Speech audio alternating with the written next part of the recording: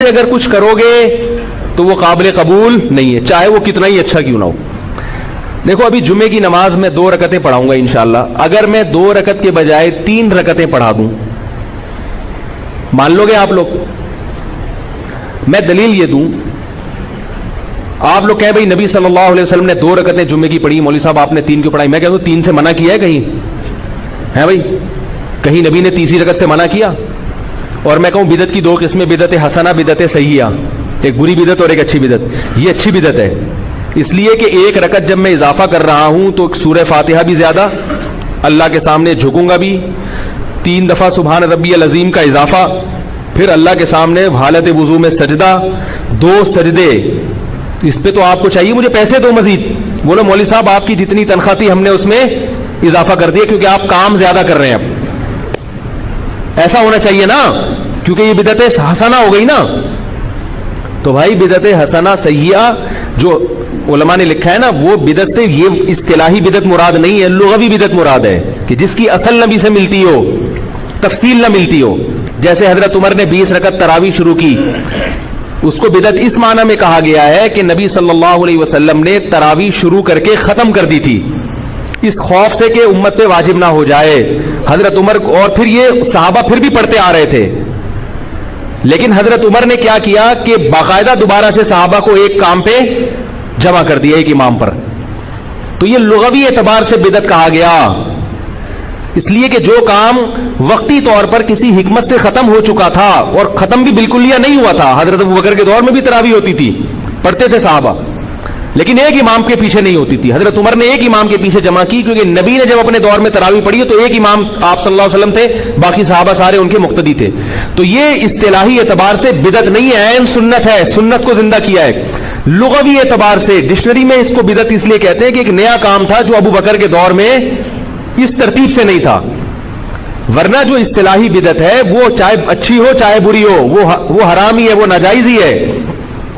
جیسے میں کوئی بھی کہنا بدعت کی 2 قسمیں حسنہ سیئہ، تو آپ ان سے کہیں کہ ٹھیک ہے اذان سے پہلے صلاۃ والسلام ہم پڑھتے ہیں، اگر ہم اذان کے بعد بھی شروع کر دیں لاؤڈ اسپیکر پہ تو یہ حسنہ ہے یا سیئہ ہے؟ کیا خیال ہے بھائی؟ اور ہم جو لا الہ الا اللہ پڑھتے ہیں اذان کے آخر میں، کہتے ہیں نا اللہ اکبر آخر میں لا الہ الا اللہ، اس کے بعد اگر ہم کہیں محمد الرسول اللہ، تو یہ بدعت حسنہ ہوگی سیئہ ہوگی؟ نہیں آ رہی میرا خیال ہے، ظاہر ہے سیئہ ہی ہوگی، حالانکہ لا الہ الا اللہ کے بعد ہم محمد رسول اللہ کا اضافہ کر رہے ہیں جو ہمارے ایمان کا حصہ ہے۔ کیا خیال ہے؟ کلمے کی تکمیل نہیں ہوتی جب تک محمد کی رسالت کا اعلان نہ کیا جائے، مگر لا الہ الا اللہ پہ ہم بریک لگا دیتے ہیں۔ کیوں؟ حضرت بلال نے نبی کی موجودگی میں جو اذان دی ہے وہ لا الہ الا اللہ پہ ختم کی ہے، تو اذان مکمل ہو گئی، اس سے پہلے اس کے بعد میں آپ نے کوئی ایڈیشن نہیں کرنی۔ تو ربیع الاول میں نبی نے کیا کیا ہے وہ بھی ہمیں بتا دیا ہے، اس میں آپ نے اپنی طرف سے تڑکا نہیں لگانا، کیونکہ نبی نے بتایا ہے کہ مجھے خوش کرنا ہے تو جیسے میں نے کہا ہے ویسا کرو، اور جیسے میں نے کیا ہے ویسا کرو۔ نبی کی اطاعت کا بھی حکم اور اتباع کا بھی۔ اطاعت اور اتباع میں فرق یہ ہے کہ اطاعت قول میں ہوتی ہے، نبی نے جو کہا وہ کرو، اور اتباع کا مطلب جیسے جیسے کر رہے ہیں ویسے ویسے کرتے چلے جاؤ۔ طبیعہ جو ہے عربی میں گائے کے بچے کو کہتے ہیں جو ماں کے پیچھے پیچھے چلتا ہے، یہاں بھی پتہ چلتا ہے کہ وہ بھی تقلید ہی کرتا ہے۔ ماں کا بچہ طبیعہ جو گائے کا بچہ ہوتا ہے نا، طبیعہ جہاں جہاں ماں جاتی ہے وہ وہاں جاتا ہے کہ نہیں جاتا؟ اس لیے کہ اس کو دلیل اس لیے نہیں مانگتا اپنی ماں سے، اس کو پتا ہوتا ہے میری ماں مجھے گٹر میں نہیں گرائے گی کیونکہ یہ میری ماں ہے۔ کیا خیال ہے بھائی؟ اس کو پتا ہے اماں جہاں جا رہی ہے صحیح جگہ جا رہی ہوگی، تو اس سے پتہ چلتا ہے اتباع یا طبیع کا جو لفظ ہے یہ دلیل اور بلا دلیل دونوں کو شامل ہے۔ تو اللہ نے کیا حکم دیا کہ نبی کی اتباع کرو، یعنی جیسے جیسے نبی کرتے رہے ویسا ویسا کرنا شروع کر دو۔ تو نبی نے ربیع الاول میں جو کیا بھائی وہ کر لو آپ۔ کیا خیال؟ صحابہ کے دور میں تو یہ جلوس نہیں ہوئے اور اس طرح سے نہیں روڈ بلاک کیے گئے۔ نبی جب تہجد کی نماز پڑھتے تھے تو اس کا خیال کرتے تھے کسی کی آنکھ نہ کھلے، جب رات کو گھر میں آتے تو دروازہ اتنی آہستہ سے آواز دیتے، سلام کرتے کہ جو جاگ رہا ہے وہ سلام سن لے اور جو سو رہا ہے اس کی آواز سے آنکھ نہ کھلے۔ اتنا اہتمام کر رہے ہیں، اور ہم ربیع الاول ایسے مناتے ہیں روڈ بلاک۔ میں ملیشیا میں تھا، 2-4 تاجر آئے یہاں پہ 9-10 محرم کو، ابھی جو 40واں تھا نا امام حسین کے 40ویں کے نام پہ جو بھی ان کی رسومات ہوئی ہیں، उन बेचारों की मीटिंग थी यहां, उन्होंने बताया कि इतनी मुसीबत में फंस गए। मलेशिया के भी बहुत से लोग सरकारी दौरे पर पाकिस्तान आए थे, मोबाइल ही बंद। 2 दिन तक इमाम हुसैन की याद में मोबाइल बंद। अब वो ताजरों का मोबाइल बंद हो जाए और मीटिंग भी हो, कितनी टेंशन होगी कि नहीं होगी? एक अजाब में कह रहे यार पाकिस्तान में यही मसाइल खत्म नहीं होते।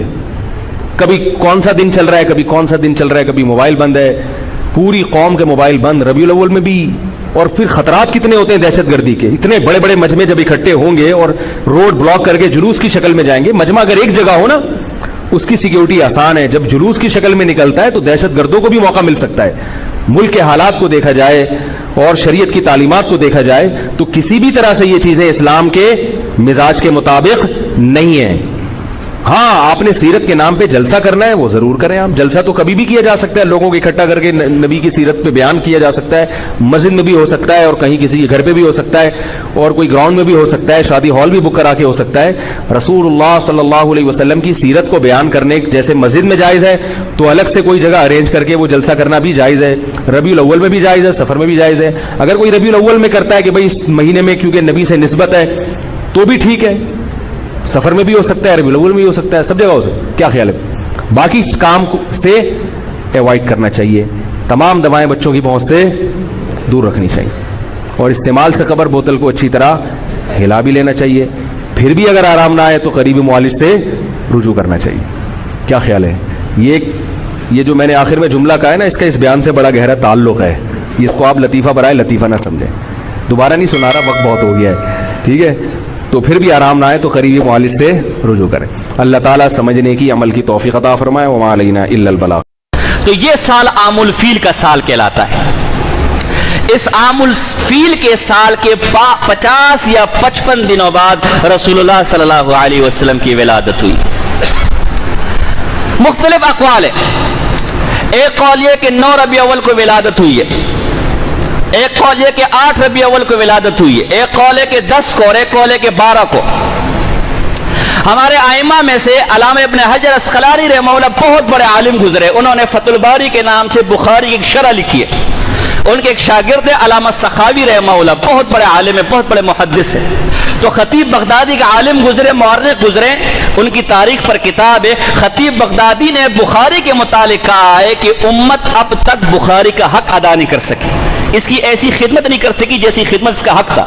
तो अल्लामा सखावी रहमहुल्लाह फरमाते हैं अगर खतीब साहब मेरे उस्ताद साहब की ये फतुल बारी देख लेते तो अपने इस कौल से रुजू कर लेते, मेरे उस्ताद ने बुखारी का हक अदा कर दिया, ऐसी शरह लिखी। तो अल्लामा इब्न हजर अस्क़लानी ने फतुल बारी के अंदर 9 रबी अव्वल की तारीख लिखी है।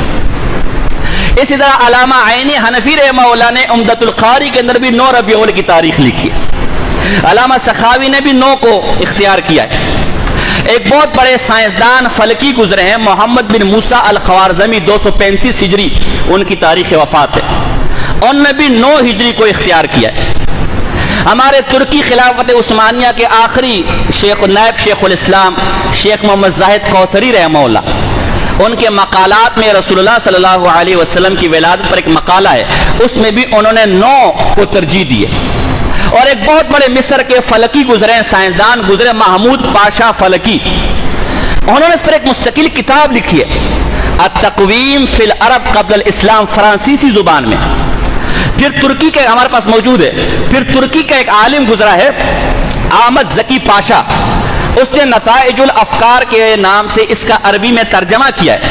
उन्होंने साइंसी और रियाजी बड़ा जबरदस्त दलाइल के साथ ये साबित किया है कि यकीनी तौर पर रसूलुल्लाह सल्लल्लाहु अलैहि वसल्लम की विलादत 9 रबी अव्वल थी, 20 अप्रैल था, 571 ईस्वी था और सुबह सादिक का वक्त था। और सुबह सादिक का वक्त अभी भी आप 20 अप्रैल का देखें तो करीबन 4:40 बनता है।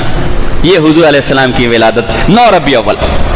एक कौल और है, हमारे बड़े प्यारे भाई हैं, बरेली भाई हैं हमारे, उनके एक आलिम गुजरे, बहुत बड़े आलिम, वो कहते उससे बड़ा आलिम कोई नहीं, मौलाना अहमद खान साहब बरेलवी। उनकी किताब है फतावा रज़विया, जिल्द नंबर 26, اس کی صفحہ نمبر 412 پر لکھتے ہیں کہ اکثر محدثین حتیٰ کہ صحابہ میں عبداللہ ابن عباس رضی اللہ تعالیٰ عنہ اور جبیر بن مطعم رضی اللہ تعالیٰ کا نظریہ اور قول یہ ہے حضور علیہ السلام کی ولادت 8 ربیع الاول کو ہوئی ہے. اور پھر کہتے ہیں میں نے خود بھی حساب لگایا کہ چکر کیا ہے زیجات یعنی فلکیات کے اصول سے اور ریاضی کے اصول سے. تو میں نے جو حساب لگایا وہ بھی 8 ربیع الاول کا نکلتا ہے. 12 ربیع الاول وفات ہے اور 8 ربیع الاول تاریخ پیدائش. تو اب معلوم نہیں کہ 12 ربیع الاول کو جو کیا جاتا ہے وہ کس عنوان سے اور کس کے تحت کیا جاتا ہے. جیسے کہ جو کر رہے ان کے بڑے بھی 8 ربیع الاول کو مان رہے تاریخ پیدائش, 12 ربیع الاول کو بالاتفاق وفات مان رہے. بہرحال اس میں بھی ایک حکمت اللہ کی. اللہ تعالیٰ نے پہلے رسول اللہ صلی اللہ علیہ وسلم کو لیلۃ القدر بتائی تھی کہ کون سی رات ہے, آخری عشرے میں کون سی رات ہے. لیکن پھر بعض مسلمانوں کو لڑتے ہوئے دیکھا تو ذہن سے نسیان ہو گیا. علماء نے اس کی حکمت لکھی ہے کہ لیلۃ القدر بھولنے کی وجہ یہ ہے کہ اگر ہمیں لیلۃ القدر کی رات معلوم ہوتی اور پھر بھی یہ گناہ کرتے اللہ کا عذاب نازل ہوتا. تو رسول اللہ صلی اللہ علیہ وسلم کی تاریخ ولادت اگر یقینی طور پر معلوم ہوتی اور پھر بھی ہم یہ ڈھول ڈمکے کرتے, یہ ڈھول باجے کرتے جو اس وقت پورے شہر کے اندر 12 ربیع الاول دن کیے جاتے ہیں, تو اللہ کے غضب کو کوئی روکنے والا. اللہ نے اس تاریخ بلانے کی برکت یہ کر دی کہ رسول اللہ کی اصل تاریخ ولادت جو تھی اس میں خرافات کو پاک کر دیا.